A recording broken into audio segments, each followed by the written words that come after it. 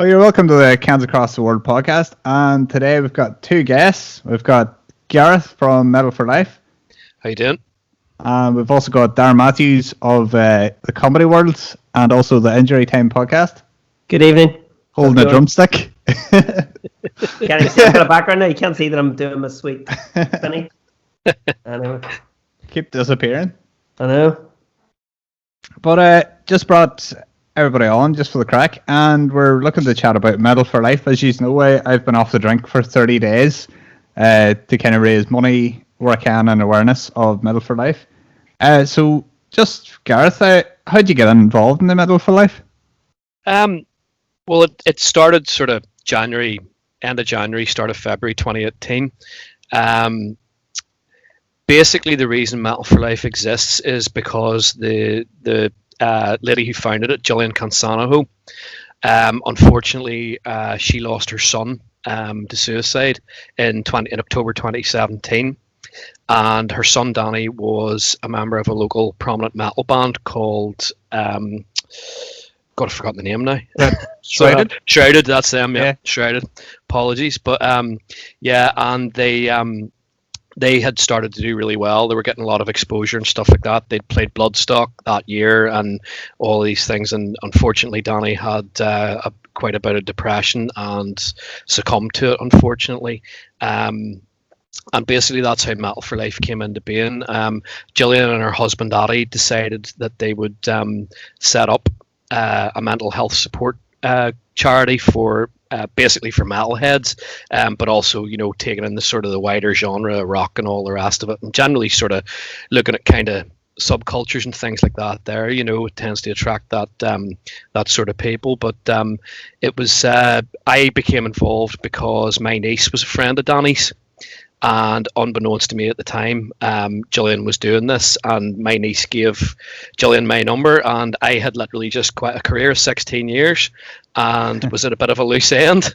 And yeah, I just got involved, and that was really it. So that was it. And we've sort of carried on and gone from strength to strength since then. And there's myself, Gillian, and a fella called Chris Mulholland, who was a friend of Danny's, who's the third member of it. And it's the three of us basically that run it. And we run support groups, peer support groups for anybody who wants to come along, and they talk about, you know, mental health problems and issues and music and all sorts of things. And yeah, it's gone from strength to strength, and it's always surprised us just, you know, how many people are interested in it and sort of want to come along. And we've got all the different sort of online Facebook group and stuff like that there that's kind of grown and grown and grown over the sort of 2 years that we've been about. So yeah, that's really that's the condensed version of it anyway. So it is how it's sort of come to be.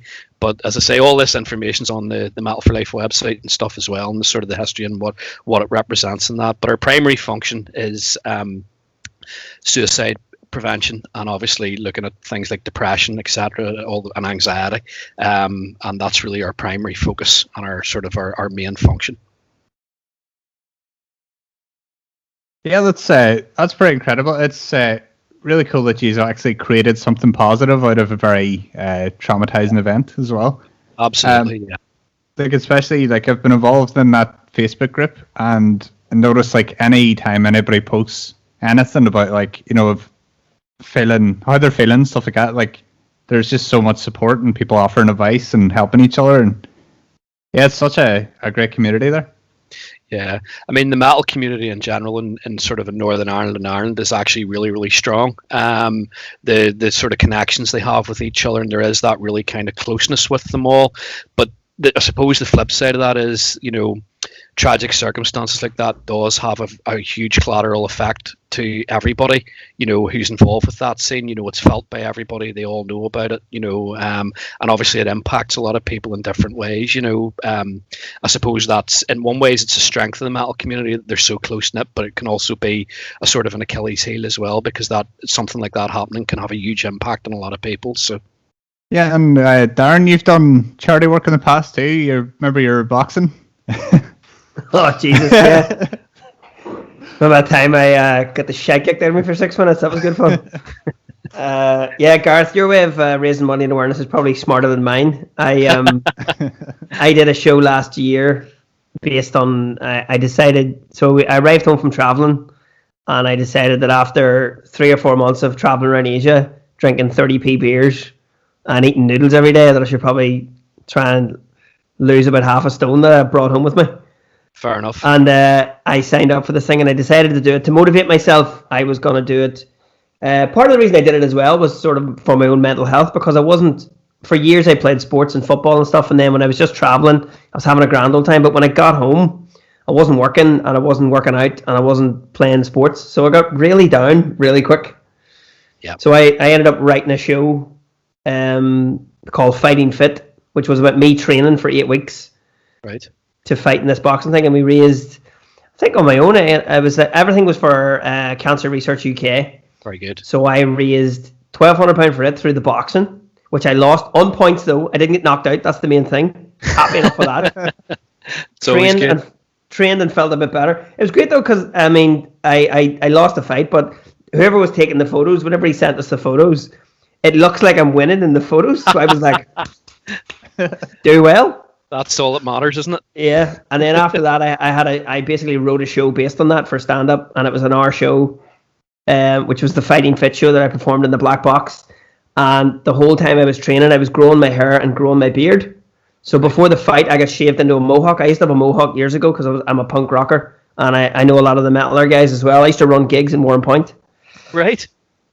And I at the show, the last 15 minutes of the show, I was telling stories, and I offered it to the crowd, and I actually gave the money to Pips, which is down in I know the office down in Newry, because the guy who formed it, I know his son who sadly took his own life as well. So I donated the money to them. But what I did was I offered to the crowd, the highest bidder got to shave my head, and the second highest bidder got to shave my beard. So I raised in the last 15 minutes of my show, I was like, let's do this now. I'll tell you the last story while I'm doing this. And I ended up raising near 200 quid. Brilliant. I think it was 100, it was really weird. It was like €80. Because obviously the girl was like, this lad's from Newry, he'll be able to spend that, you know what I mean? And another 50 quid. So it was a guy came up and shaved my beard while I was doing the bit, and then a girl shaved my head. But what she actually did was she was like, I'm going to give you €70 not to shave your hair, then do the show again, and then get your head shaved. And I was like, no, we've committed to this. We got to do it now. So, I was bald as an egg for a few weeks after. So that was what I did. We ended up raising the money, and then because the whole show was about, getting your head right and how, like, the physical exercise. And weirdly enough, there was, jokes in it about, Irish people. Basically, I was like, what did I say? And the blurb for the show was Darren deals with his mental health like any Irishman by picking a fight. So yeah, it was good, man. We ended up raising a fair amount of money, and I trained hard and behaved myself for a few weeks, and then it'll be like when you get off this drink ban, Seán, many a pint was consumed after I finished training. Yeah, I'm looking It was funny as well, because after all the adrenaline stopped running through me, obviously, and I had a pint with the guy I was fighting, and then I had another pint after. I was absolutely pissed.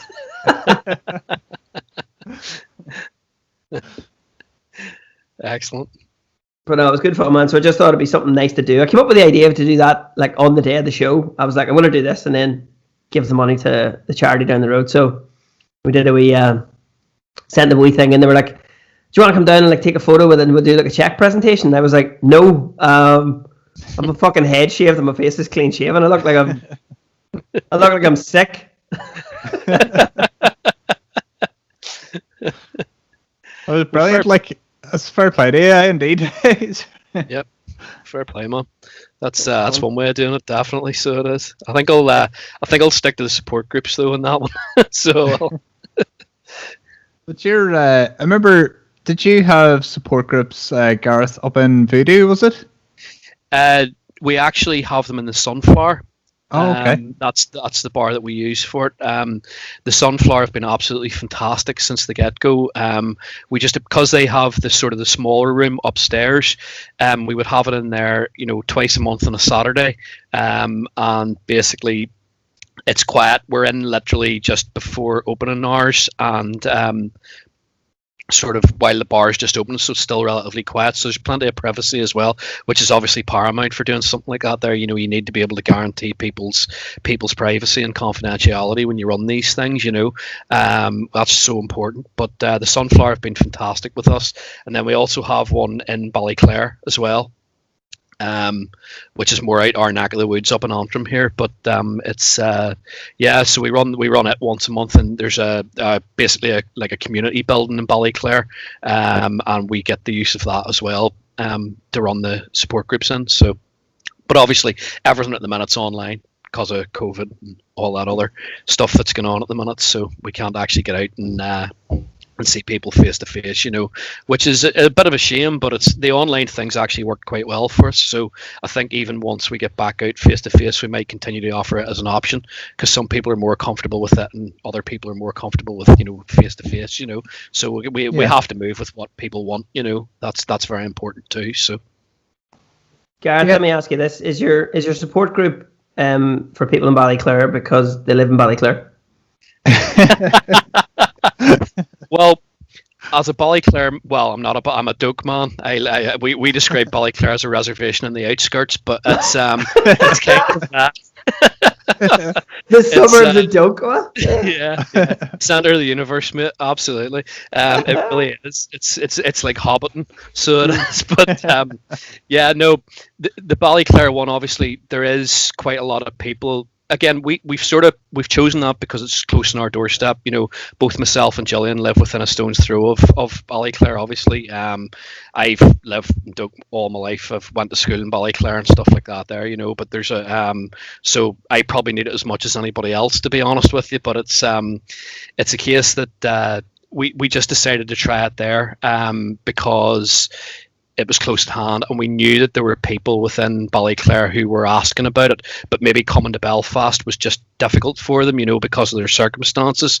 And again, it's we do have plans in future to possibly branch out further than that and maybe start them up somewhere else as well. But at the minute, with just the three of us and obviously what's going on, any kind of plans for that are sort of put very much in the back burner, probably for the next year or so anyway, until the situation changes and we can start doing other things, you know. But that's basically why Ballyclare, you know. But I do understand your reasoning behind that.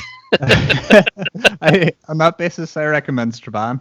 That's where I'm from as well. But I lived there, I think, about 18 years, and the reason I moved to Belfast was specifically because there was nothing there, and it's a terrible place, but I love it.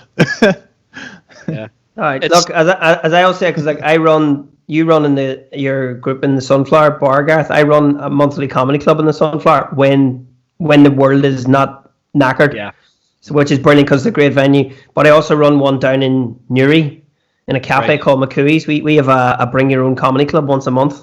Uh-huh. But I have always said that although I'm giving you grief there about Ballyclare, I grew up in Newry, and I always said that you're not allowed to say somewhere shit if you don't try and make it slightly better.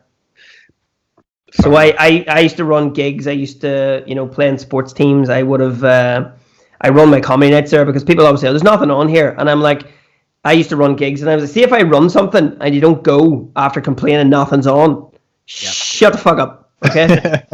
You're not allowed to complain anymore if it's on your doorstep. Like people in small towns will literally drive to Belfast and Dublin. You put it to them in the local pub, and they're like, nah. They're like, lads, come on. You're not allowed to say it's grim if we're just like, here it is. Here's the thing. So I did that, putting on. I used to play gigs in like the Magnet Centre down in Newry, which we had a lot of metal bands playing it as well. So that was cool, man. I know the guys from Gamma Bomb from down at home as well. So did I. Yeah, Joe was actually the first guest on my podcast. Darren Matthews and Sometimes Friends. Very good. We sat around and talked about the venues they're banned from. It's a good laugh. Why doesn't that surprise me? Yeah. Actually, one of their bans was really stupid. They got banned for handing out beer that the club had given them. Right.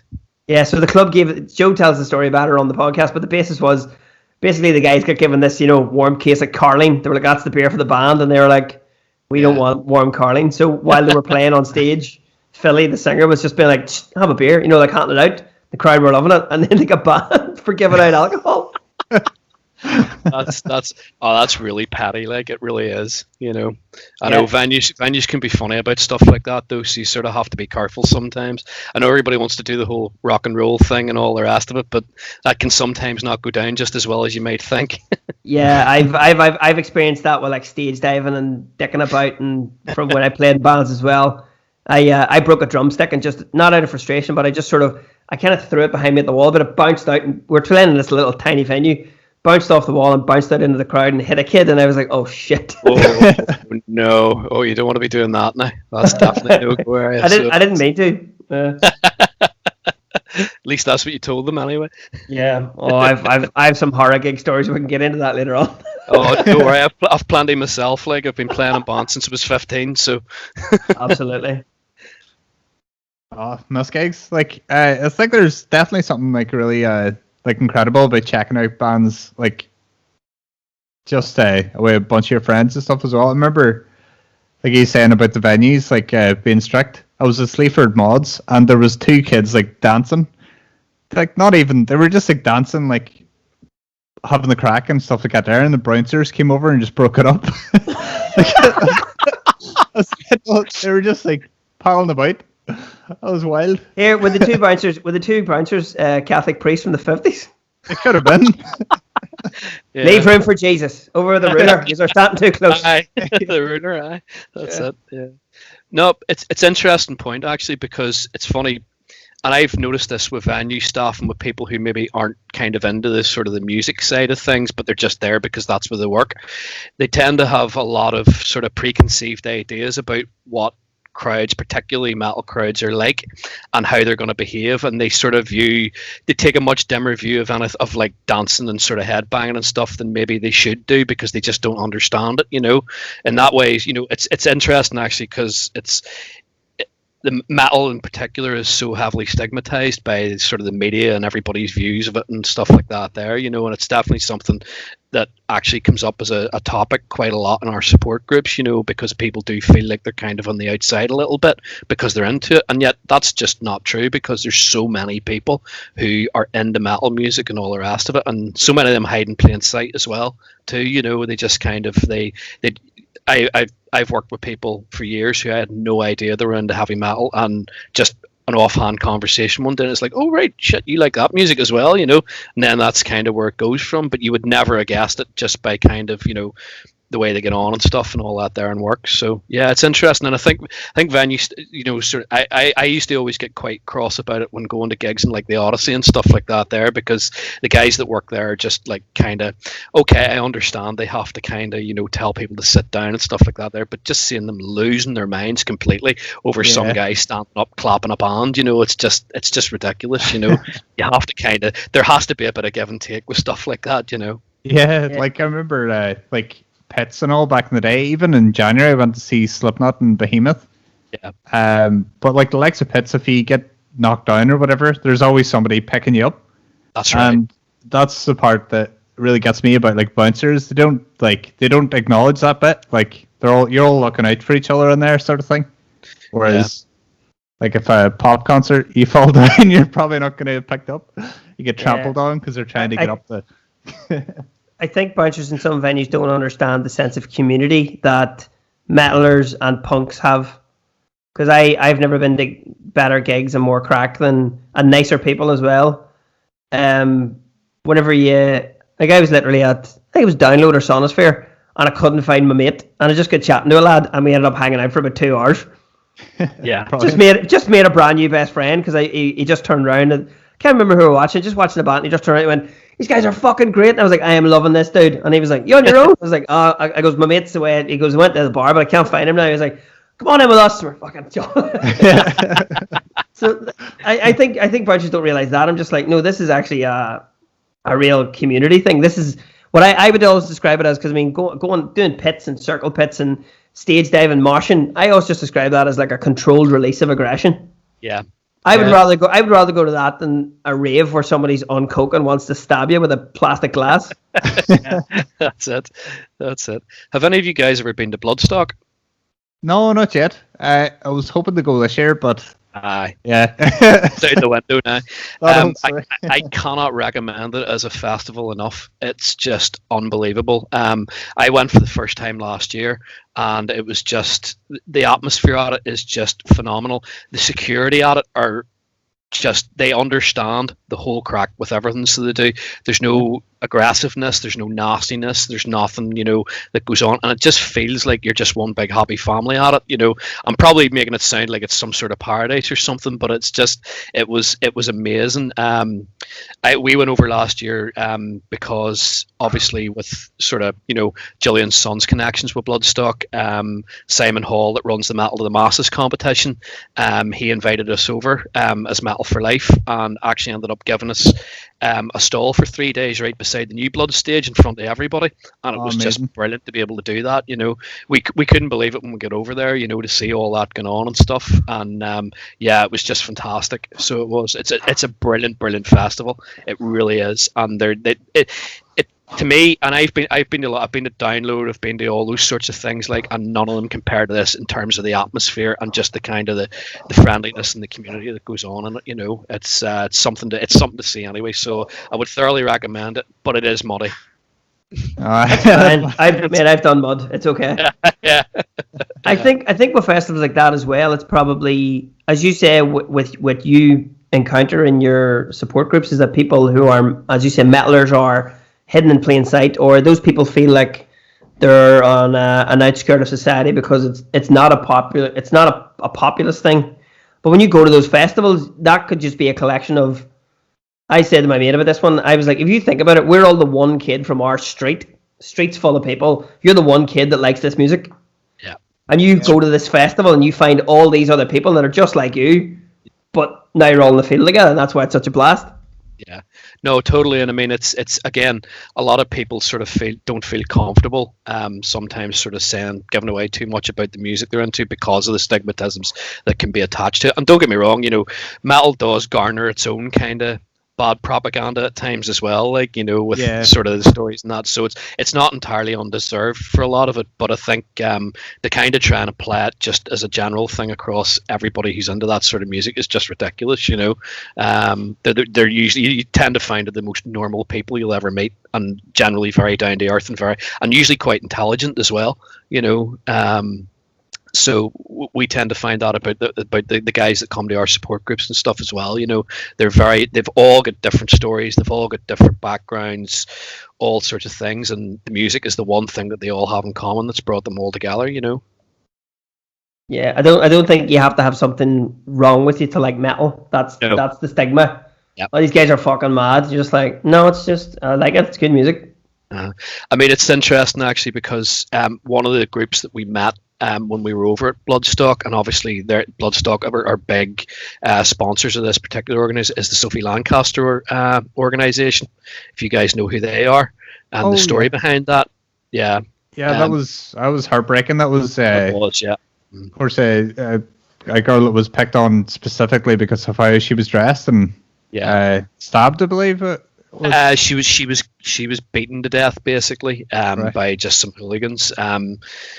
There's actually a film about it as well. It was on BBC last year as well. It's very, very poignant. It was her and her boyfriend. They were into the whole goth culture thing, and the world, this sort of the black leather clothing and the makeup and stuff like that there and all that. And it was I think it was in Manchester actually, and they just got they were in the wrong place at the wrong time, and that's what happened. And they both ended up in a coma, and he survived and she passed away unfortunately. But then they've built this up, and their work would center around doing going to schools and teaching about accepting people and making sure that there's no kind of stigmatisms and things like that there, and not judging books by their cover really and things like that. But it's powerful stuff, it really is. So it was great to meet them as well, and the guys that work with them. They're a fantastic organization.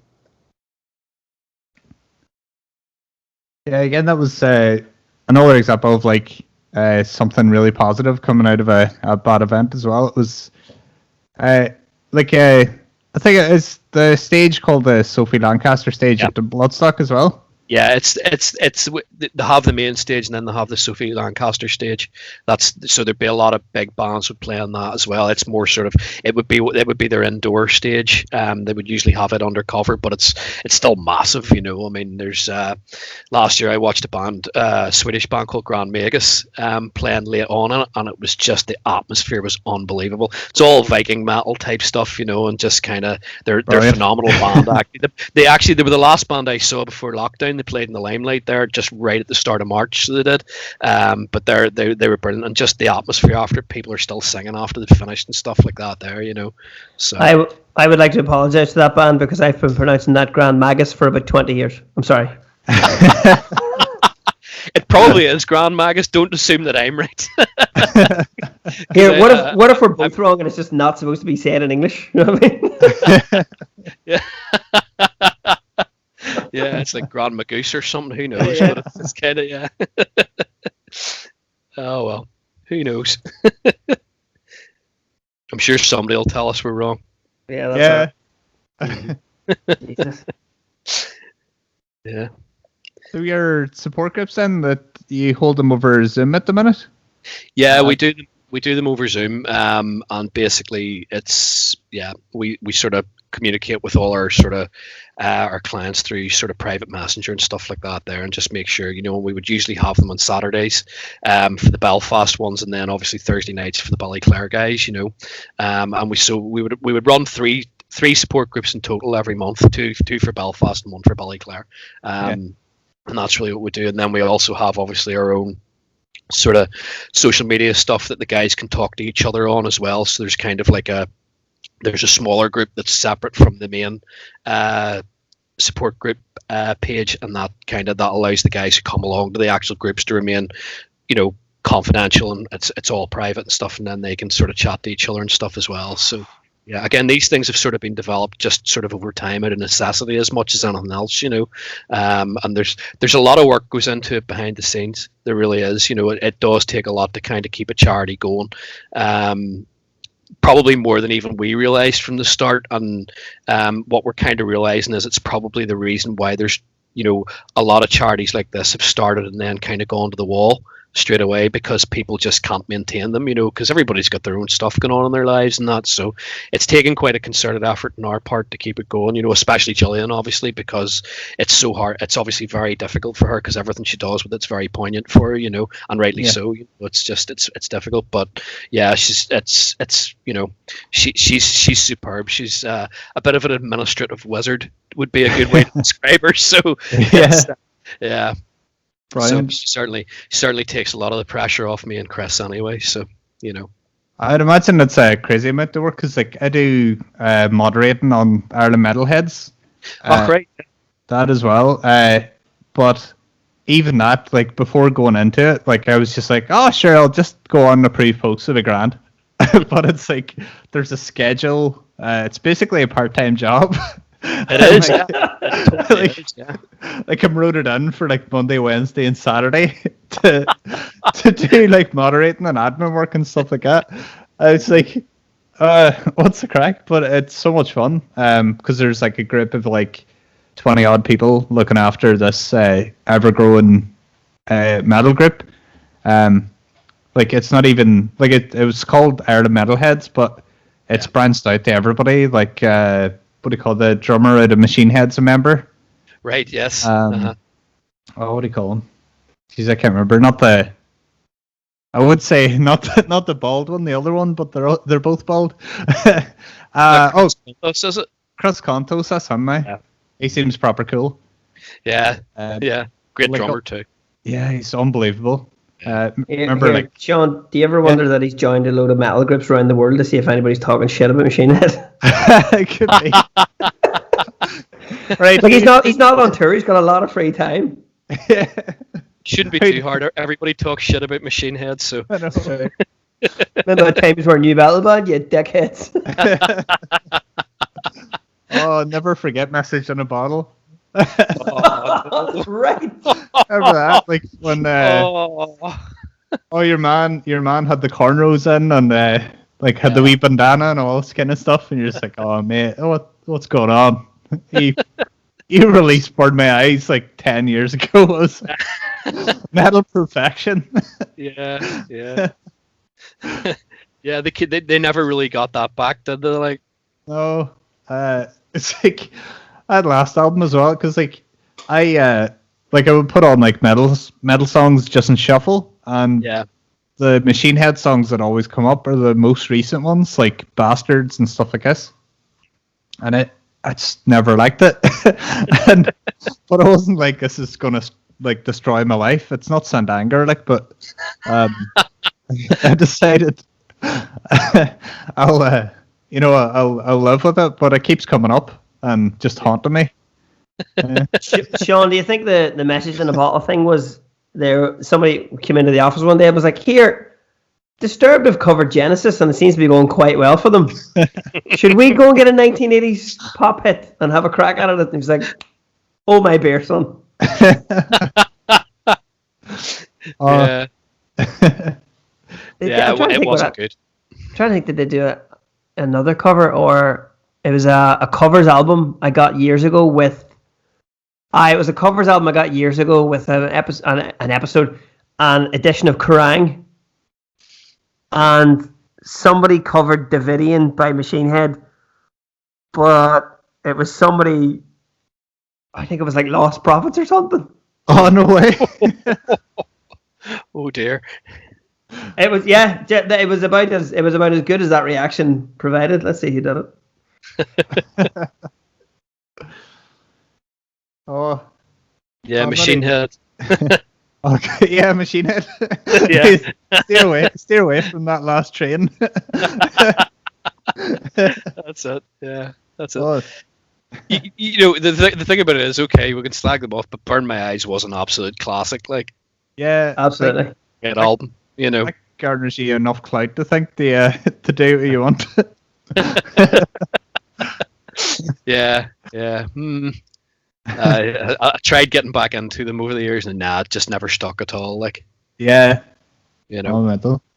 Do you have something for the support groups? Do you guys ever do like listening parties or anything? Are you able to like new releases or anything? Do you guys get sent anything? You can be like, everybody over to mine. I've tried explaining listening parties to young cool people, but they don't get it. Like, it's just y'all stream it on Spotify at the same time. I'm like, no, dickhead. One person used to get a CD and you'd meet them in a place and you'd listen to it together and talk about it. What do you mean? We don't do that, but we have done. We would include music as part of the sort of what we do in the support groups. So, for example, we would use. Have you ever heard of a group called Wardruna? They did a lot of the music for Vikings and stuff, so it's all kind of like Nordic chanting and things like that. There, all very. It's not metal, but it just sounds very, very metal. You know, it's sort of every song just sounds like the intro to like the biggest black metal album you've ever heard in your life. You know, they're fantastic, and we would use them. We would do like a breathing exercise, and then we would do a mindfulness exercise at the end as well. And we would play that music during it because it's quite relaxing and stuff like that. There, you know. I'm writing this down. How do you spell that? Wardruna, Wardruna. I mean, I would have guessed that, but if it's not an English word, then you're like, oh, it's one of those O's with a line through it. Cool. The main guy, and it's a guy called Einar Selvik, and he wrote a lot of the kind of the music for the TV series Vikings. Cool. Yeah, I know the show, but that's cool. It'll sound really familiar to you when you hear it. Yeah. Does everything sound like an intro, like a big heavy song is coming in like a minute? Yeah, and then it's nice. Not. There's a lot of drums, and it's all kind of very old, kind of ancient kind of music. A lot of sort of pipes and things like that there, and stuff off in the distance. Yeah, wolves howling and stuff like that there. You know. That sounds great. It's pretty cool though. Yeah. I love all that stuff. Like that. Yeah, check out a band called Heilung as well.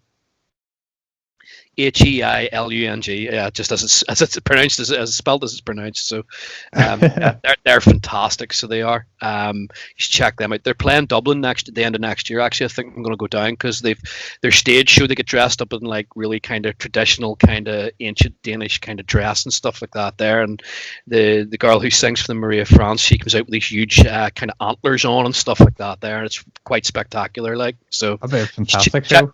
Check them out on YouTube. Actually, there's a lot of their stuff's up there, and it's really something to see. Like so. Nice. I'm up for that. New band. Yes, please.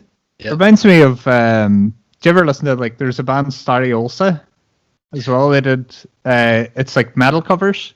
Right. But they did Orion, but it's in, like, sort of old Viking style. Oh, okay. It's a bit mental. What do you call them? Starry Olsa. It's like STARRYOLSA. Oh, okay. But they're pretty cool as well. They just do, like, different covers, and it's in that sort of style. Oh, right, cool. Yeah, that'd be good. You don't know where they're from, do you? Are they like a Nordic band or? I'm not sure, if I'm honest. It could be. But that's one of the worst statements ever. It's like, they could be, but they could also not be. I saw you just reminded me of something there when you said about the stage setup, about like the whole show they do, the costumes and all. It wasn't even a metal festival. I went to Rock im Park in about 2013 over in Germany. Right. It's in Nuremberg, and it was bands like Green Day, 30 Seconds to Mars, Limp Bizkit played at it really randomly. But before Limp Bizkit, I was like, I'm going to go over and watch this because I've never seen Limp Bizkit before. This will be great crack. I went over, and the band that was on before them, there was no backdrop because it didn't come down till the band started. But the stage set was taking fucking ages to build, and I was just standing there going, I might nip to the bar again. This is taking forever. And after about 20 minutes, I was standing there going, are they building an entire Viking longboat on the stage? And they were. Yeah. The band for a festival show, not for. It was a Monomarth. They were playing. Oh, of course. Oh, yeah. A full longboat and the drum kit in the longboat, and then it was like the front of the longboat was at the front of the stage, and the singer was like hanging off it, and I was like, "What is going on here?" And then the backdrop dropped, and I went, "It makes sense now." That's brilliant. That's exactly what you want to say. Straight into Twilight of the Thunder God. But obviously, metal in the mainstream is more popular, I suppose, on mainland Europe and Scandinavia. So I was like, why are they playing at 7 o'clock in the evening before Limp Bizkit? So what do you hear this for lineup? It was a Monomarth, Limp Bizkit, and then the Killers. Yeah.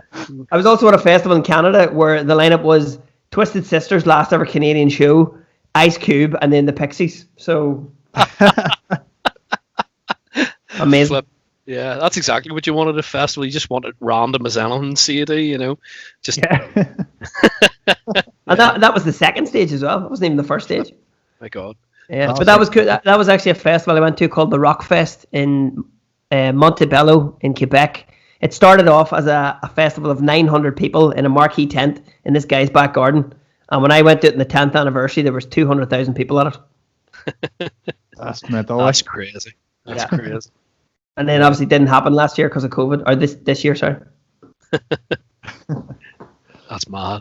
I know there's something cool about when you go into the smaller tents at festivals and stuff, and there's just an opportunity to discover new music every time. It's great to do that. Like, it's something that I think everybody should kind of do. Really check out, because everybody just kind of mills about at festivals if there's nobody particularly that they want to see on, and just go and check out other bands and some of the unsigned bands. A lot of the festivals are now starting to do more unsigned bands and that. And again, I would probably say that that's down to the success of it at Bloodstock as well, because they are huge champions of with the Metal to the Masses competition and stuff like that there, which has actually been brilliant for the metal scene in Northern Ireland as well, because I've noticed even over the sort of the last 8 years of it happening in Northern Ireland, it obviously gets run with the Distortion Project, with James Loveday, and the local bands have really stepped up their game to try and get to win that prize at the end of it, which is to play the New Blood stage at Bloodstock, and just the level of professionalism among a lot of the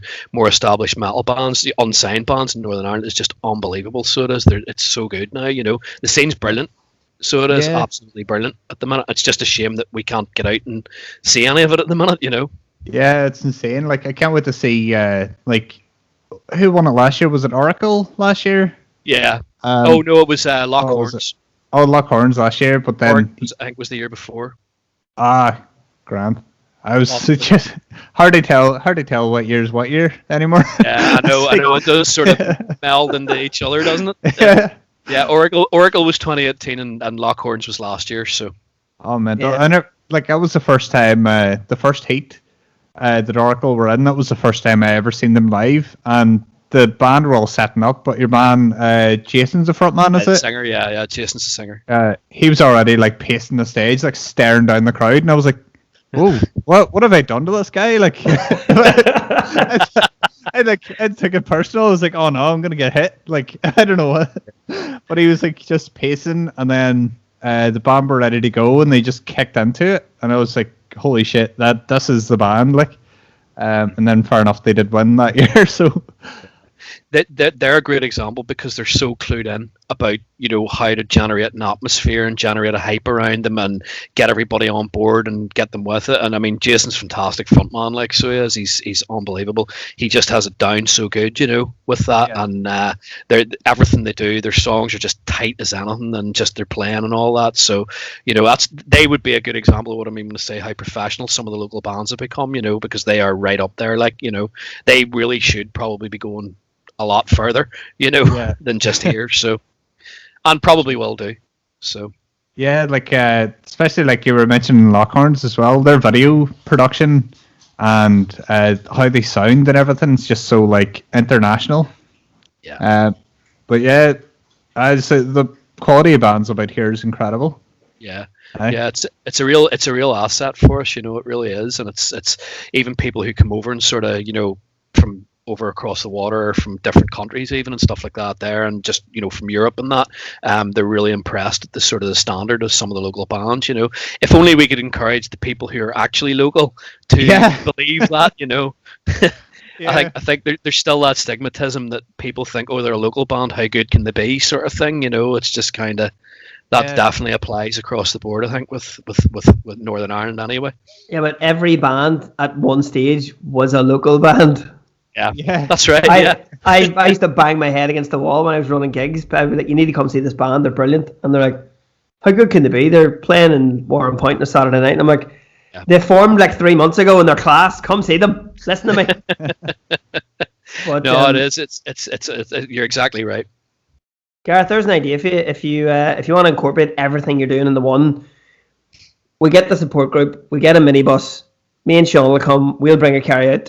We go to a metal festival somewhere, we get the unsigned stage, and we just hang out all day and have a great old time. It sounds like a plan. Yes, definitely. Yeah, I'm for it. Or what's the festivals metal wise that are still happening in Ireland? There's stuff like Day of Darkness and that's happened still. Pass. I don't know. There was one. Was there like? There was your man Phil that always tries to get festivals going. He had one this year called, was it Iron Mountain or Iron Mountain? Yeah, Iron Mountain Festival. Right, But then it looked to be actually going ahead this time. I'm not bad mouth, but it's very hard to get a festival going. Yeah, it is. It is. I did one years ago and it cost me a lot of money. Well, he had the crawling headline in that, so he did. Yeah, so I mean, obviously, they're again another incredibly professional band, you know, who are kind of going beyond these shores, you know, and have done. But yeah, that was one of them. There was another one as well. It was supposed to be happening, I think, in Dublin. I can't remember the name of it, but it was meant to be. There was sort of because I know Acid Age were meant to play it, and it booked they got somebody really big for the as the headline band, but I can't remember who it was. But that was supposed to go ahead as well. But again, obviously, it's all out the window now, you know. That's it. And what was that? Sunstroke Festival or something? Sunstroke, something like that. With Deftones and all. Well, the first festival I ever went to was Sunstroke in 1995. Oh yeah. In the RDS with Soundgarden headlining and White Zombie, Mudhoney, Pennywise, and somebody else. I can't remember who it was, but yeah, that was only one day back then, so it was, you know, but it was still pretty cool. The lineup was just all right. Is that what you're saying? Do you know?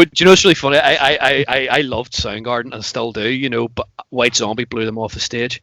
They were phenomenal. Talk about a stage show, unbelievable. Like they were just.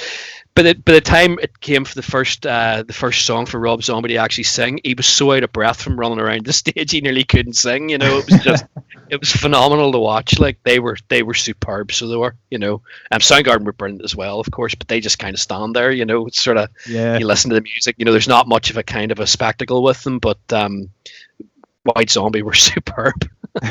Yeah, I found that different bands. Whenever you say you get a stage show off some people. Like I've seen Alice Cooper, which was like a Vegas magician who also plays metal, and then you watch somebody like another heavy band. I went to see. It was at a festival. I saw the Deftones, and I enjoy the Deftones, but very standy stilly. Yeah. So I'm just like I like this band, but I'm bored. What is the crack here? Because you're at a festival, so every other band is very, you know, they've only got like a short set. They're like, let's go, start dancing, start jumping. And then you see a band and they're just like, we're just going to do our thing. Mm-hmm. And I was like, this is very slow. Yeah, I think that's what always put me off. Dare say it, always put me off going to see Tool. Massive Tool fan, but I don't know if I could watch them all stand about, but apparently it's incredible. Well, I'm probably wrong. I went to Krakow to see them last year. Yeah. So it was unreal. I mean, it was obviously Fear Inoculum coming out, so they were only playing a couple of the songs off it, which is fair enough because that usually encompasses about half an hour anyway each, you know. But it's they were absolutely brilliant, so they were unbelievable. Supported by Alice in Chains and oddly enough, Black Rebel Motorcycle Club, which is a bit of a strange one, you know. Although I do like them as well; they're quite good. Like, who's in the city at the same time we are? Yeah, that's it. And then we were really cross after it because we found out that there was a second show it was supposed to be like a day festival, and apparently there was like a smaller venue somewhere, and Uncle Acid and the Deadbeats were headlining it, and it was just like shit, we missed them, you know, because we could have it was on early. We could have gone and seen them, you know, but that was pretty cool going to see that, you know. But they were superb, you know. But you are right, it's kind of their stage show and the sort of the screens and the videos and stuff is everything. They themselves don't do an awful lot, you know. I definitely have to. I went to the 9 Inch Nails gig in Custom House Square a few years ago. You didn't see the band for the first half an hour. Yeah, that's right. It was all screens and lights, and I was like, "Is this a fucking CD? See if this is a CD." That's right. But it was a great gig, wasn't it? It was class. I saw. It's just how bands design the show. That was. I remember reading up about that. It was designed by, you know, like a technical stage designer. So it was all moving screens and lights. The time I saw the Pixies in Canada, you didn't see the band. They were lit from the back, so you just saw all these silhouettes playing. Class. And I was like, you see that? That's good. Musicians, they don't have to look down at their guitars to see what they're doing. Well, 2018, I saw Iron Maiden 5 times, twice in Poland, and then in Birmingham, Manchester, and then in Belfast here, and their Legacy of the Beast, and it was just spectacular, absolutely spectacular. They were unbelievable. So they were as they are. It's Iron Maiden, like, you know. I mean, they're the kind of the kings of all they survey, you know. But it's just they're unbelievable. But that was a show to see, and the one in Belfast as well. It had been the first time they played Belfast for a long time, and it was just, well, not for a long time, but I think it was about 4 or 5 years, and everybody just went nuts. There was a whole thing. Voodoo was doing selling Trooper the whole day, and we're doing like a whole pre-show party, and they like ran out of Trooper and had to order more and stuff. There was just people queued up in Voodoo the whole way down the street just waiting to get, you know, bottles and get served and that, and there was a whole atmosphere about Belfast the whole day. It was really amazing. So it was some gig in Belfast, and Bruce Dickinson even remarked on it apparently afterwards in the press, and said that the atmosphere was spectacular. So that's quite something for him to say that, really. So I met Bruce Dickinson in 2003. They were playing in Dublin on the Dance of Death tour with Funeral for a Friend opening for them, Seán. That's right, Dublin. So the Maiden fans hated Funeral for a Friend. But anyway, one of my mates is part of the Iron Maiden fan club online. This is 2003. This is message boards and all that stuff. And one of the guys was like, we're meeting up, the fan club are meeting up in this bar. So my mate was like, do you want to come with me? And I was like, yeah. Well, I was at the gig to him anyway. I was like, what am I going to do? Stand outside? I'll come with you, certainly. Bruce Dickinson rocked in, signed a bunch of autographs, said hello, thanked everybody for coming, and then went back to the venue. That's fantastic. Brilliant. Like if somebody either got in contact with him or he found out where everybody was and he'd done a sound check, and when everyone's sitting around the venue doing fuck all, before we went, there was only like an hour or two before the show, he came down, hi everyone, because he obviously knows where they're going to meet, and was a thoroughly bloody nice bloke, and he's about the height of my phone. He's tiny. Have you? I don't know. You probably haven't, but if you ever read his autobiography, it's really really good. I haven't read it so much as listened to it in Audible, because he reads the entire book on Audible, and I've actually gone through it 3 times now. But it's a really fascinating person. You just wonder how he managed to fit everything into his life that he's done, like, you know, airline pilot, Olympic class fencer, all this stuff, like, and some of the stories that he tells are absolutely hilarious. And you know, it is one of those ones where you're listening to it and you end up just sitting pissing yourself laughing. You know, he's really cool guy, like, you know. But I've been lucky enough. I met when I went to see Maiden in Manchester last year. Nico McBrain was he owns a drum shop in Manchester, and he was doing a kind of a meet and greet at it, and maybe mates went along to it and sort of queued up, and Nico's just in the shop. You're literally just queued round the drum shop, you know, and he's standing behind the counter signing autographs and pictures and stuff and all that there. And he was hilarious. He is a larger than life character, like, you know, but and just as you would imagine he would be, you know. But yeah, that was fantastic to get to meet him, you know. Really cool guy. It's always nice to meet somebody, especially a rock star, and they're not a dick. It's always nice when you're like, he was sound. Like Bruce Dickinson didn't have to come and find the Iron Maiden fan club of Ireland to sign 40 autographs for a load of lads. You know what I mean? So that was a nice touch to have a great connection with the fans. Yeah. Well, sorry, go ahead. Oh no, I was just going to say, I remember meeting Dave Lombardo in Matchets as well. Right. He was doing like a drum clinic up in the Crescent Arts Centre, but there was like a meet and greet during the day. He just landed down. I think it was about 1 o'clock or something. It was a lunchtime thing. So we worked in the call centre around the corner at the time, and I just like, you know what, I'm going to meet him. I don't care if I'm late back and get reprimanded or whatever. Take his job and stick it. And then meet Dave Lombardo. So I went over and got this wee photo. It was actually Liam Kelt. You probably know the photographer. I know Liam, yeah. Lovely fella. Yeah. Absolute reprobate. So it was actually him who took the photos that day. So I think it was before I actually met Liam, like as a friend. So he was there. It was kind of weird that we'd get to know each other, like, sort of like months later and stuff like that. But I remember seeing the photos like when he posted them, and I was like, oh shit, you're that guy that took the photos that day. It was really weird.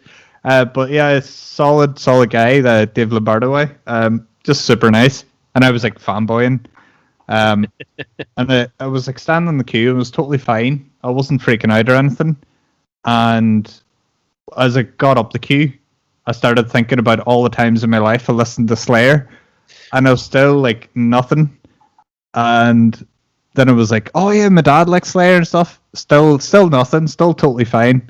Then the scene from Grand Theft Auto Vice City, jumping over a bridge, listening to Angel of Death pops into my head. I was just like, oh my god, it's Dave Lombardo from Slayer. Penny finally dropped, and I was like, it was Grand Theft Auto that did it. Yeah, totally just lost my shit. Stand there with a big goofy grin on my face and all. But he's the nicest guy. Yeah. I was like that. We went to see Helmet in the Electric Ballroom in London. A few years ago, they were doing the kind of it was the anniversary of Meantime, I think it was, or something like that there. And Paige Hamilton's just standing at the front of the stage afterwards signing autographs. Like, you know, it's just like, oh my god, that's fucking Paige Hamilton, you know. How can you sort of, you know, you get so close to this guy and all this here, you know. Okay, he's maybe not the biggest of rock stars for a lot of people, but, you know, I loved that band, like, when I was growing up there, you know, Helmet, and just big influence in me, like. So yeah, it was really cool. It's nice to be able to do that, you know, and realize that these people are they're pretty normal people as well, you know. They're not they haven't got kind of caught up in the celebrity and stuff like that there, which is always the big danger, I suppose. So yeah, like I've seen Battles play in the Black Box as well. John Stanier from Helmets on drums. That's right, man. Tall fella. It's impossibly tall. It's like, but it was really weird because it's like instrumental stuff, and the synth player and bassist were on stage, and they were hammering away like the start of the track, and he was kind of standing there like just drinking a beer, like looking at his watch and stuff, and he felt the time was right and just went on stage and started playing drums. I was like, that was such a cool entrance, like. Yeah. But it was like kind of fangirling a bit as well because I'm a big like Tomahawk fan as well. That he. Oh, what a band! Did you ever see them when they played in the Limelight? Oh no. Yeah, that was some gig. Like it really was. Obviously, I was a huge Faith No More fan, so I loved Mike Patton and stuff, you know. And yeah, they were absolutely brilliant. So they were unbelievable. Obviously, I was in the bands like obviously because Dwayne Dennison's in Tomahawk as well, and I was a big Jesus Lizard fan, you know. Oh, so yeah. it's kind of so getting to see him as well, you know, was really really special. Don't ask me what year that was because I can't remember. But it was a long time ago. But that was a pretty legendary gig back in the day to be able to go and see. You know, they were superb. So they were. Ah, brilliant. Go ahead, Darren. Sorry. No, I was going to say, answer me this. Of all the bands we've mentioned, is there any bands that Mike Patton and Dave Lombardo aren't a member of? I feel like they're in every band. Them and Josh Freese as well. They're just in every band. Well, like Dave Lombardo's playing in the Misfits now, you know what I mean? Yeah. You can sort of forgive Josh Freese given that he's kind of a session drummer and that's what he does, you know, but it's sort of, yeah. Fair enough. He's just one of my favourites because I used to listen to the Vandals when I was a kid, when I was learning drums. Oh, yeah. He's brilliant. And then you find out that he plays for Nine Inch Nails and A Perfect Circle, and then also records on Britney Spears albums. It's yeah. Oh, actually, interestingly enough, speaking of gigs, so I've seen Britney Spears. I went to see Britney, and it was incredible. I keep being honest. So it was in London. It was the same year I seen Slayer, also in London. Seen them at Wembley. What a lineup that was! It was Slayer, Anthrax. Did Britney open or did Slayer open? It was a split headline. So like it was Britney one night and then Slayer the next. Cool headline show. And so I was in London for Slayer. 2 weeks after I'd seen Britney and the O2. And opening for Britney was Pitbull. It was like a fever dream, I swear to God. Are you 100% sure that this actually happened? I might have to check the internet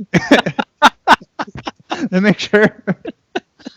But I know the London, like for Slayer and stuff, like we had seen Sworn Enemy the night before as well in Camden Town. It was like the New York hardcore band. Oh, the Underworld in Camden. Yeah, it was incredible. Like, I love that. So one of the good things about metal as well is, if you'll excuse the pun, usually when you go see a tour, you'll get a lot more head bang for your buck because the bands always bring a band. Like I went to the Priest Feast or Priest Fest in the Odyssey, which was Testament and Megadeth opening for Judas Priest. I was at it. Yeah. Ticket was like the price of a normal ticket, but that you got all 3 bands, and I was like, oh my, it was brilliant. Testament are superb too if you to see live. Like they're a great live band. Like kind of saw them in Dublin a couple of years ago as well, and they were outstanding. They had Annihilator and Vader supporting them. Like brilliant. Yeah, not a bad lineup. No, Vader were unbelievable. So I'd never seen them before, and they were just totally blown away by them. Like, you know. I say Gene Hoglan's drumming for Testament now, isn't he? I think so. Was he on at the time, or was that's only recent? I don't think it was him at the time now, but don't quote. I no idea. I don't think it was him. Who's would that something to tie it all back to what we started talking about? Sorry, guys, because we just all disappeared down a very nerdy rabbit hole. Oh yeah. Sorry, listeners. By the way, if we've bored the Christ out of you with our just proving that we've never seen a woman naked. Would that be anything? I know you said you incorporate music into the group sessions.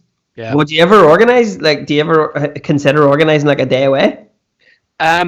We have done, so we would do kind of like meetups and things like that there, but there would usually be a focus around mental health based on it. So for example, we're running a project at the minute, which we got funding for, which is rather sort of oddly titled Back in Black, and that's basically the idea is that it's focusing on social anxiety, and we're running it right through until the end of January, and then at the end of that we're hopefully taking the attendees of that to out for a day to do a thing called Hawk Walks, which is basically a guy out in Ballyclare who has he trains birds of prey, and they can basically go and fly birds of prey and do out in the countryside and see how they're trained and sort of get that experience and stuff like that there.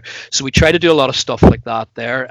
We went down and did axe throwing and stuff like that there, just for a day out for a bit of fun. And but a lot of what we would do again around that with the music, we would tend to center it around local gigs. So we would go to we've a really good relationship with the Distortion Project, and would attend a lot of their shows really in Voodoo and the Limelight and stuff, and that's where we would sort of, James allows us to put up our wee stand and sort of display our t-shirt merchandise and stuff and talk to people and all that there, and it helps get donations and money and stuff like that there. But yeah, we would usually try and sort of we talk a lot to try and do some of these things, but again, any plans that we kind of had for that are kind of out the window at the minute. But I think as well with that, there's obviously a lot of considerations when you take a group of people away somewhere under the guise of a charity organisation.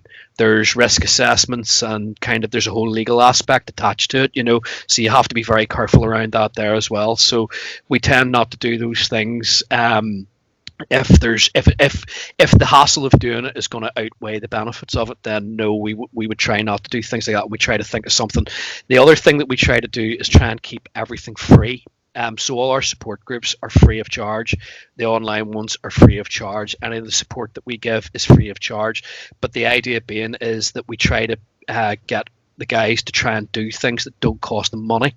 And try and find things that are free. So doing things like mindfulness exercises, meditation, breathing, all those sorts of things, anything that can help them out when they're feeling anxious or feeling depressed or feeling, a bit down or whatever, just to try and get them to onto an even keel again. So the idea of that is that it shouldn't cost you a fortune to try and maintain your mental health, because if you can do it that way, then you'll always be able to cope, kind of thing. There's no, I'm sure Chris would explain the sort of the science behind it a little bit better because he's got all the qualifications, but I'll just kind of bluff my way through that one. So well, no, that's 100%. I do have a degree in psychology, but that was many years ago. So oh, that's 100%. Like I got very much into mindfulness over lockdown. Mm-hmm. Just doing simple things. There was I remember reading about if you're doing the dishes, feel how the water is and sort of get lost in it. Yes. Just really, just wee things that got there, just getting totally lost in what you're doing, and it helps.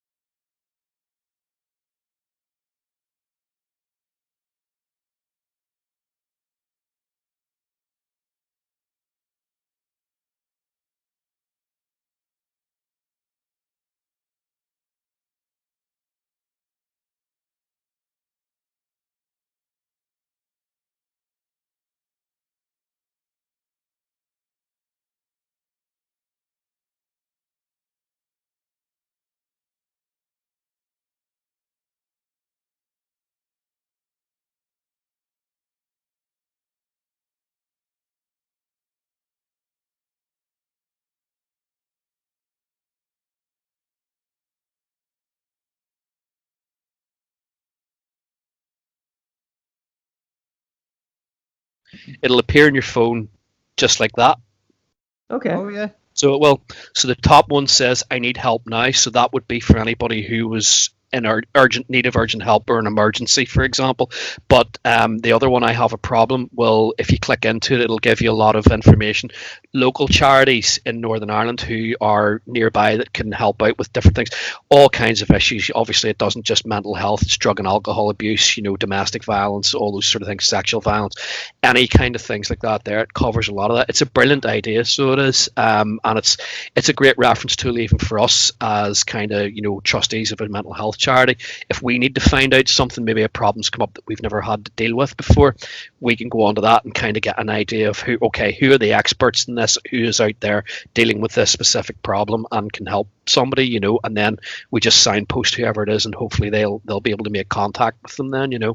That's very important, because there's a massive amount of help actually available in Northern Ireland. It's just people, there's just a disconnect with people finding it. Yeah, there's so much information out there. I always thought back in the day, when I went to the doctors to get a bit of help, it was even very disjointed then, because all he was doing was going "Oh, what's your problem?" Well, not your what's your problem, he's like, "What's your problem?" Jesus, wow. There's Seán again. That's it, manner. But it was very much "Oh, here's pills," and I was like, "Well, what then? When does this end?" sort of thing. It was don't know, but I actually found more help through speaking to people, speaking to my family and sort of support groups like yourself, Metal for Life and things like that. I would go to them, and it was much more beneficial than just going "Oh, I'll just take pills and then I'll not talk about it or read or Again, the best explanation I kind of heard, and you've sort of hit the nail on the head there, about where the kind of the disconnect is with medication and stuff like that. There, yes, it's important, and it's important to go to your GP if that's the sort of route that you want to take. But medication, and it was a counsellor that explained it to me like this, should be looked at as being like a crutch or a plaster of Paris if you've broken your leg. Yeah. The only difference being is, if you get your crutch and your plaster of Paris on, your leg heals naturally because the body heals itself. Mine doesn't work like that. There could be years and years of trauma there, things that you don't even remember, stuff like that there. So that's why the talking bit should work in tandem with the medication as well. So that's what it should be. The medication, you should look at it as a crutch. Now, that's not obviously true across the board, because there are obviously a lot of mental health problems that do require medication, and it's inevitably some people can end up on that for the rest of their life, and obviously nobody wants that. But again, with things like depression and anxiety and stuff like that there, it definitely helps to talk about what it is that's causing the problem in the first place. Yes, you may need the medication to help balance your moods and help you function and that there, but also being able to talk about it will actually help with recovery so much as just coping, and that will, and that's the sort of the idea. That's a very kind of base level that I've explained that. that was how a counsellor explained it to me, and I thought it made a lot of sense. That to me it's like a twofold process. You go to see your GP and you get your physical medication, and then likewise you can also then go and see a counsellor and get and talk about what it is that's actually the issue. I obviously myself have been through counselling. I didn't do the medication route because I'd seen enough people in the job that I did going down the route of being kind of hooked in these things, and I thought, I don't really want to do that. I want to just try and do it, and I'm happy to say that I was able to get through a lot of problems just by talking about it. So the talking thing is incredibly powerful. It's a really, really important piece of the jigsaw, if you like. So that's, again, and that's where obviously Metal for Life comes in. But as far as medication goes, you must go and see your GP about it. They're the people who are qualified and the experts in giving you the medication, so you should always do that. Spot on. Yeah, because I think that definitely, when I was talking about it to people, it did, it was like somebody lifted a wee weight off my chest every day. Yeah. And I think there was I remember reading this cliche thing. It was each day looks brighter. where it's less grey. But it did actually feel that I was brighter. Yeah. Once I started feeling better, because like at the time, the thing that sort of set it off was like my granddad passed. Right. So it was proper grief that I didn't deal with. Yeah. And then talking through it and sort of rationalising it. First person to talk to was my dad. And obviously it was his dad. So it was like he's going through the same stuff. Yeah. And we kind of bounced off each other. So it was incredible just to talk about it. Yeah, and I mean it's something I think that it's particularly in our culture we tend not to talk about things. Yeah. There's a lot of stigmatism around mental health as well, which is why it goes so handily nicely with heavy metal, But it's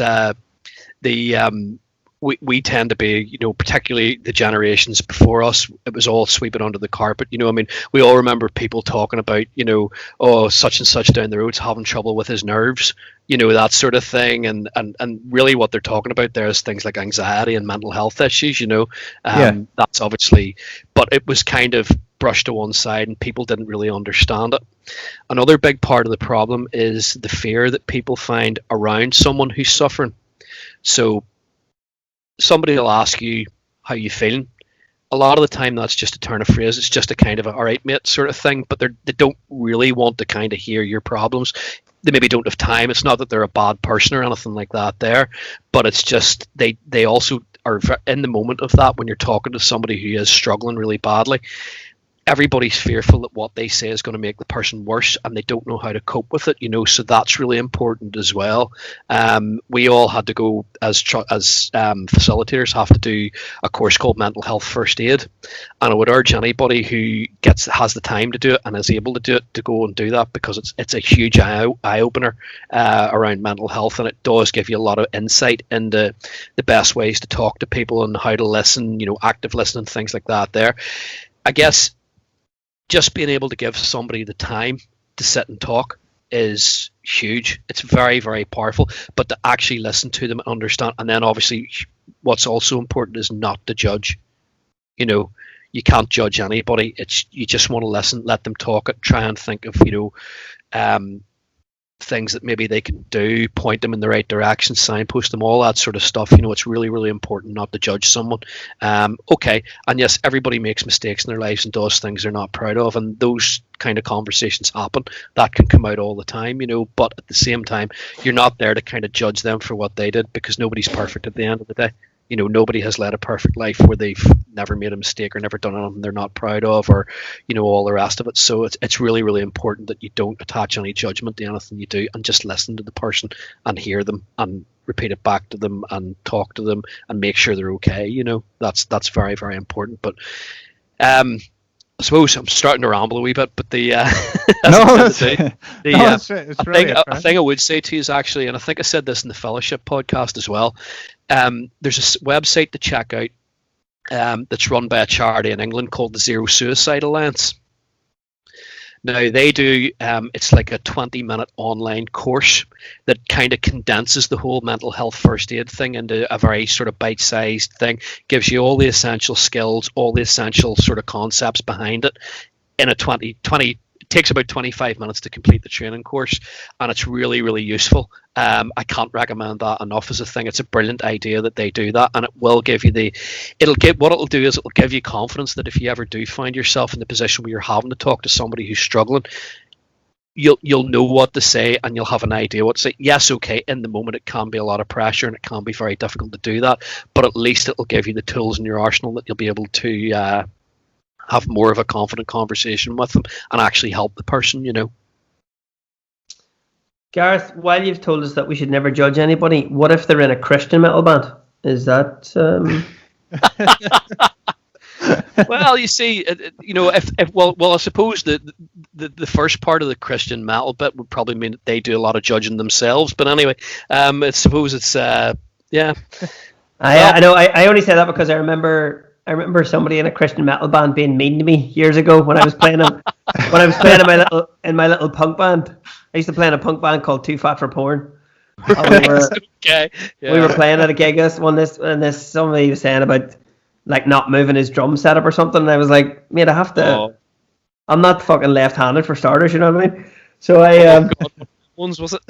just be like that, and he was like, so he just wasn't he wasn't living his life as the good book intended. And, he had a tattoo on his arm that said, "Only God can judge me." And I went to him, "Here, man, that's a sweet tattoo. Is there not something in the Bible about God hating tattoos?"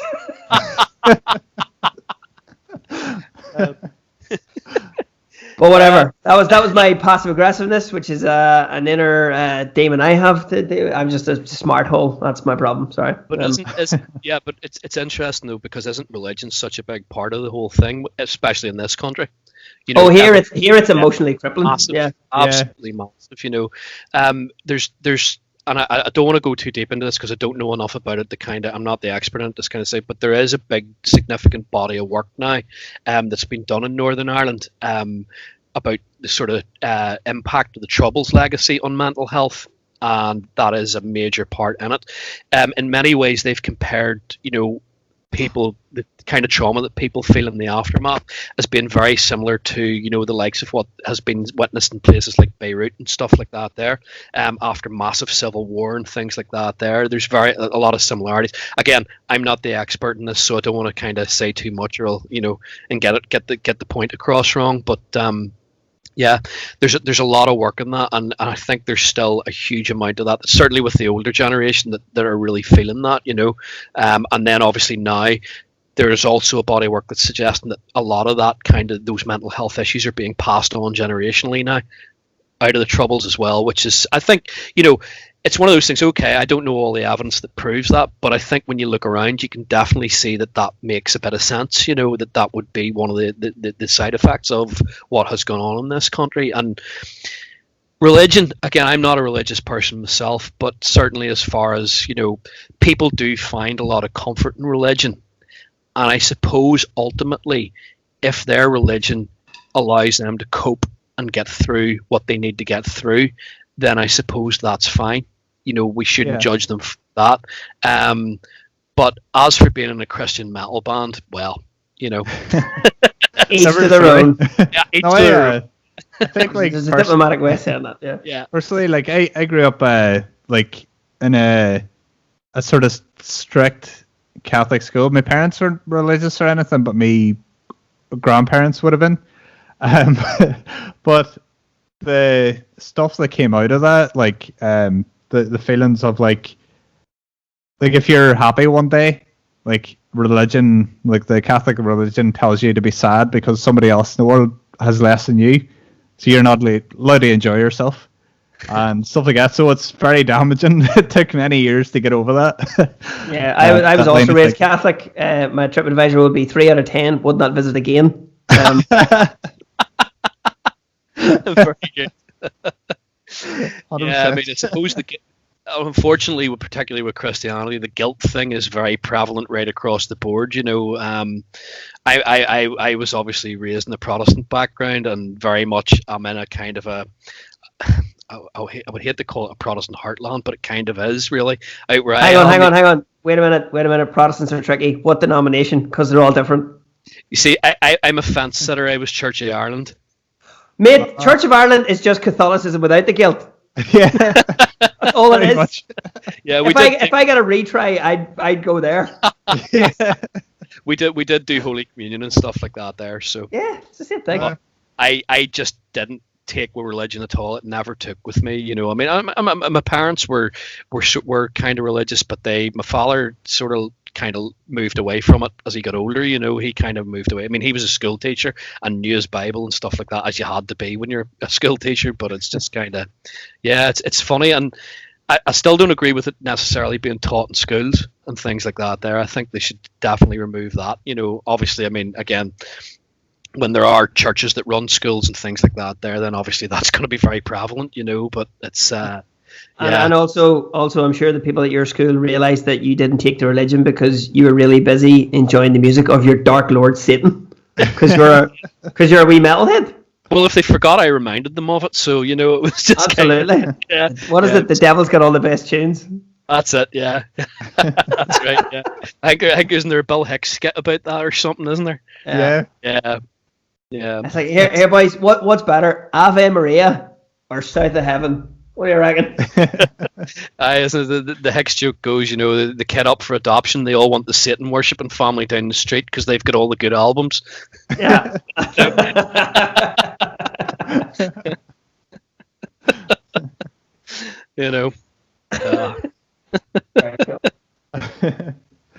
A classic. But we're just verging on about an hour and a half.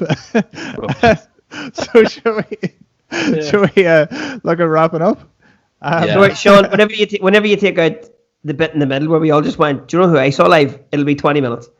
I could do a separate one out there, just like that conversation could go on for hours. Absolutely. Oh, I love that. Like that's one of my favorite bit about gigs. The bit after the gig or between bands where you're just sitting chatting to people and you're going, "Oh, do you know about this band?" And then, it's just class. I just love that excitement and like connection to your youth that you get. You get that natural childlike excitement. It's class. Funny enough, I'm just sitting in my office here at the house, and I was down actually cleaning up my room, and I found my ticket box. Oh, wow! And that's not including ones I've lost. Yeah. Paper tickets. Brilliant. Ones you just check in on your phone. That's just old school. Like I think I did them pretty much. I think I dated them out one time. So that's Jesus Christ. Right back. That's a lot going on there, boys. I have I think that goes right back to like 2001. Oh, class. God. Well, here's one for you, boys, just to finish off. Then the classic question in the conversation like this: who was the first band you saw live? Oh. Mine was Point Depot, Foo Fighters on the 1x1 tour, supported by Caven. Oh yeah, saw Caven and Auntie Annie's years ago. Brilliant band. Good band. I was at that gig as well. Yeah, it was great, wasn't it? Yeah, unreal, incredible band. Who was the first band I think it might have been. Do you remember? There was a band from Donegal called the Revs. Oh yes, I remember the Revs. Yeah, that was the first band I seen. Flip. In Dicey's, was it? No, it was up in Derry. Actually, I can't remember if it was them or maybe the band that was just before Fighting with Wire, Clear Shot. Oh God, I remember Clear Shot. Oh yeah, Clear Shot. Element. Yeah. Class. Funny enough, that helmet gig I was talking about, Fight with Wire supported them. No way, amazing. Yeah. I sort of know Caher a wee bit, because one of the bands I was in used to do a lot of gigs with Clear Shot years ago. So it was cool, great to see him doing well. And then obviously I haven't seen him in ages now. Like, I don't know if he's still at the music or what.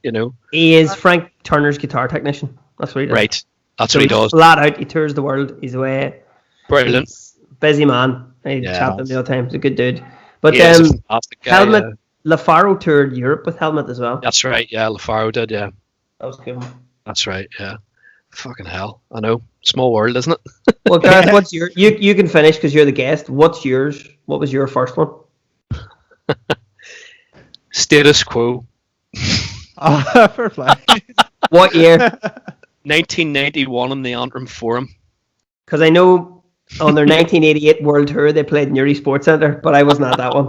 And I'm ashamed to say I was actually with my parents because I was only 10 years old at the time, and rather than get a childminder for me, they just took me with them. So there you go. Mommy, Daddy, I'd like to go to the Status Quo show. Whatever you want. Do you know something? They were great. Yeah. Still are. Still are, yeah. That's it, yeah. And one day they'll play a song with 4 chords. Absolutely. One day. Well, thanks very much, Gareth, for coming on. Thanks very much. Darren as well. Yeah, it's lovely to chat to you, man. Lovely to chat to you. Seán, can I just say before you knock off there, just if anybody wants to get in touch with Metal for Life, if you check us out on Facebook, Instagram or Twitter under Metal for Life NI, And the NI bit's quite important because there's about 300 sites called Metal for Life on the internet. So that's quite important to add the NI bit, or you'll get the phone book. But that's what you get. And then obviously www.metalforlifeni.co.uk is the website. So, and all the information you need if you want to come along or anything like that there is all attached to that. And it's free of charge. Amazing, thanks so much. And I'll have all the links and everything on cansacrosstheworld.com as well, where people can reach out to you and get involved, because it's certainly helped me a lot, and it continues to help so much people. That's me, English feeling me. Thank you very much for doing what you're doing for us as well. It means a lot. Like, it's great when we need, all that kind of support to come along. So brilliant of you to do it. Fantastic. Thank you very much. Well, happy to do it. Happy to help in any way I can. Right, everybody, donate to Seán, and whenever he's able to drink again, buy him a pint. Them's the rules. Yeah. All right, Seán, if you're ever at a gig with us some night, Seán, we'll definitely sort you out with a pint. Don't worry about that. I'll be great crack now. And you too, Darren, of course. You too. Thank you very much. I promise not to have this handlebar tash. I'm also doing some fundraising at the minute, so.